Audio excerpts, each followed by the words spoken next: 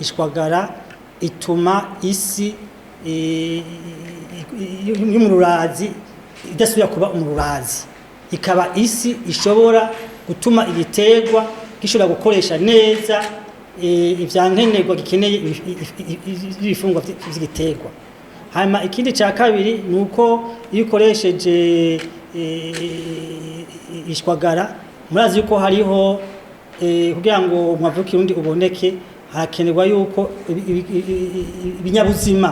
ibinyabuzima bica bishobora bikaronka ubuzima kugira gashobora gutanga umwimbo ukwiye mu bijanye n'umwavu w'ikirundi. Gutyo igiterwa igihe kiri mu isi itari mu rurazi bituma kica kibaho neza kubera ivyo kurya byose yihaye naho koresha umwavu w'ikizungu cyangwa umwavu w'ikirundi. Iyo si itafise umururazi igiterwa kibikoresha neza gatuma umwimbo wongerekana. Muri iki gihe rero ico leta iriko yakora cyane nuko mu mugambi wayo wo kuronsa ifumbire ishwagara abarimyi ku giciro kitavuna yashizemo uburyo buhambaye cyane ku buryo nk'ubu umurimyi ku mufuko umwe w'ibiro 50 ugurwa hagati y'21 umurimyi imusaba ibihumbi 5 gusa ku mufuko. Nuvuga ko yandi yose asigaye ari leta iheza ikayariha. Tiko turaraba rero twasanze leta itanga ibice birenga 23% vy'uburyo kugira ngo hashobore kuboneka ishwagara. Ico ni cambere. Ica kabiri nuko hashizweho amafishe yerekana kugena ishwagara iteza gukoreshwa, akaba abakozi bose bajejwe ivy'indimo ku mitumba bafise iyo fishe bagasabwa yo kugira ngo baze barigisha abarimyi ingene bakoresha neza iyo shwagara. Hanyuma kandi harashizweho n'ihuriro ry'abantu bakwiye bakora mu gisata kijanye no gusubiza kanovera isi.